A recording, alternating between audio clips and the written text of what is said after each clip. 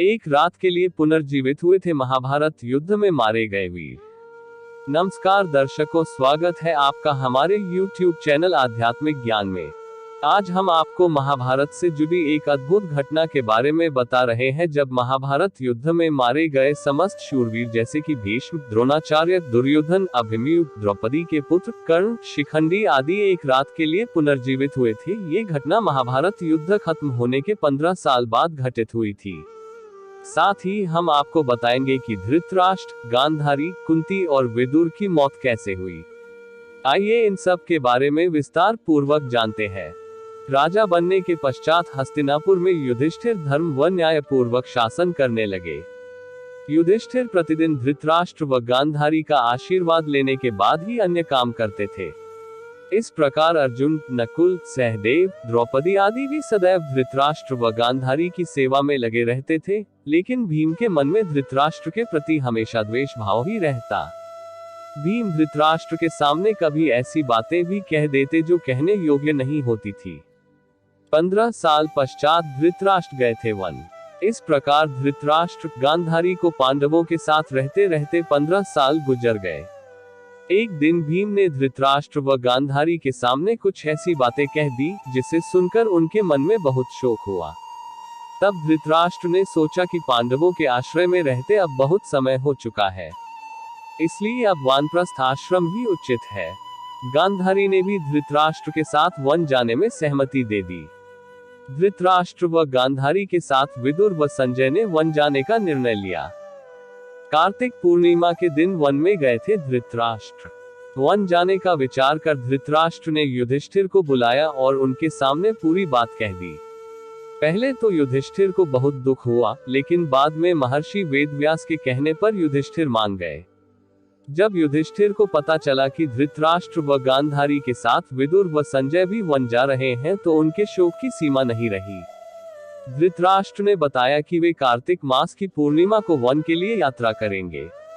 One जाने से पहले धृतराष्ट्र ने अपने पुत्रों व अन्य परिजनों के श्राद्ध के लिए युधिष्ठिर से धन मांगा। भीम ने द्वेषतावश धृतराष्ट्र को धन देने के इनकार कर दिया। तब युधिष्ठिर ने उन्हें फटकार लगाई और धृतराष्ट्र को बहुत सा धन देकर श्राद्ध कर्म संपूर्ण करवाया। तय समय पर धृतराष्ट्र, गांधारी, विदुर व संजय ने वन यात्रा प्रारंभ की। इन सभी को वन जाते देख पांडवों की माता कुंती ने भी वन में निवास करने का निश्चय किया। पांडवों ने उन्हें समझाने का बहुत प्रयास किया, लेकिन कुंती भी धृतराष्ट्र और गांधारी के साथ वन चली गई। धृतराष्ट्र से मिलने 1 साल बाद गए थे युधिष्ठिर। धृतराष्ट्र आदि ने पहली रात गंगा नदी के तट पर व्यतीत की। कुछ दिन वहां रुकने के बाद धृतराष्ट्र, गांधारी, कुंती, विदुर व संजय कुरुक्षेत्र आ गए। यहाँ महर्षि वेदव्यास से वनवास की दीक्षा लेकर ये सभी महर्षि शतयुग के आश्रम में निवास करने लगे। वन में रहते हुए धृतराष्ट्र घोर तप करने लगे। तप से उनके शरीर का मांस सूख गया।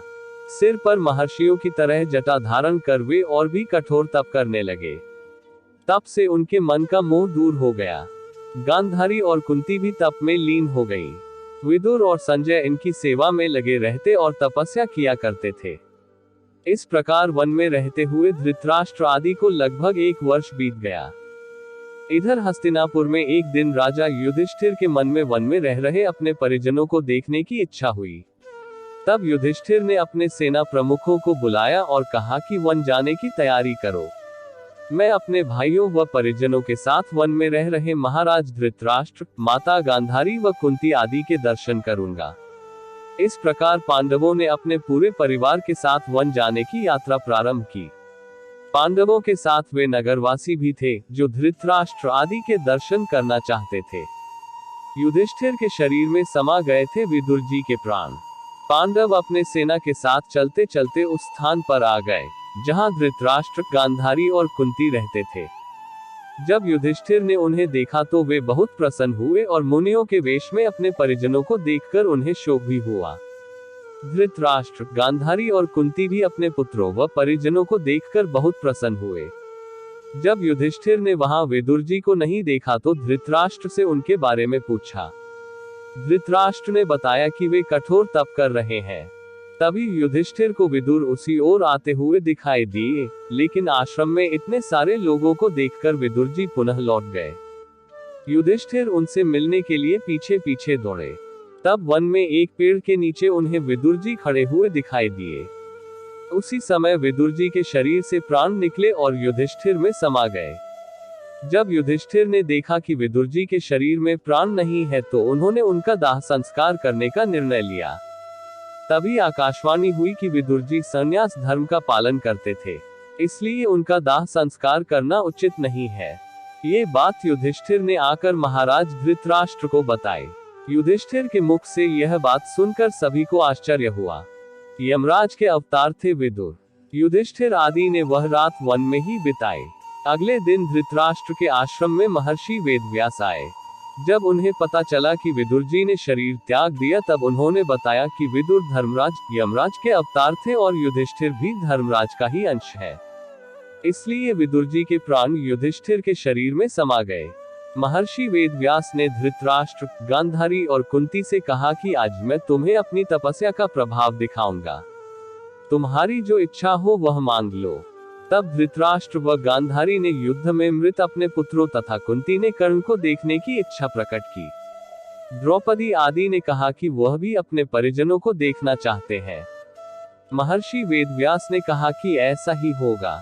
युद्ध में मारे गए जितने भी वीर हैं, उन्हें आज रात तुम सभी देख पाओगे।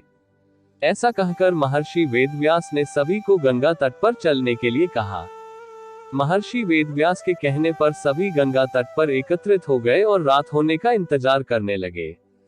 विधवा स्त्रियां अपने पतियों के साथ कूद गई थी गंगा में। रात होने पर महर्षि वेदव्यास ने गंगा नदी में प्रवेश किया और पांडव व कौरव पक्ष के सभी मृत योद्धाओं का आवाहन किया। थोड़ी ही देर में भीष्म, द्रोणाचार्य, कर्ण, दुर्योधन, दुशासन, अभिमन्यु, धृतराष्ट्र के सभी पुत्र, घटोत्कच, द्रौपदी के 5 पुत्र, राजा द्रुपद, धृष्टद्युम्न, शकुनी, शिखंडी आदि वीर जल से बाहर निकल आए।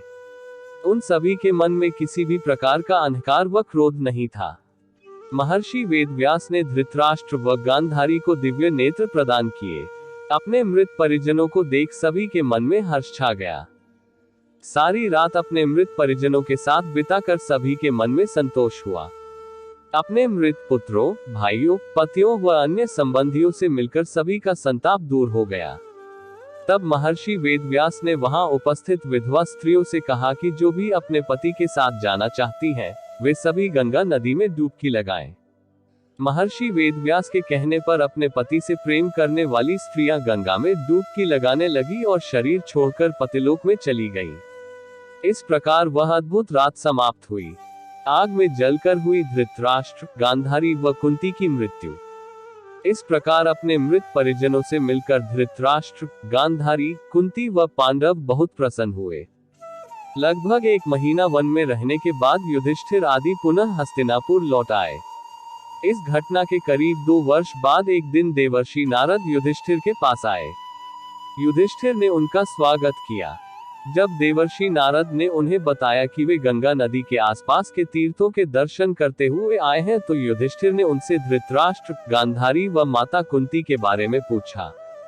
तब देवर्षि नारद ने उन्हें बताया कि तुम्हारे वन से लौटने के बाद धृतराष्ट्र आदि हरिद्वार चले गए। वहां भी उन्होंने घोर तपस्या की। एक दिन जब वे गंगा स्नान कर आश्रम आ रहे थे, तभी वन में भयंकर आग लग गई। दुर्बलता के कारण धृतराष्ट्र, गांधारी व कुंती भागने में असमर्थ थे, इसलिए उन्होंने उसी अग्नि में प्राण त्यागने का विचार किया और वहीं एकाग्रचित होकर बैठ गए।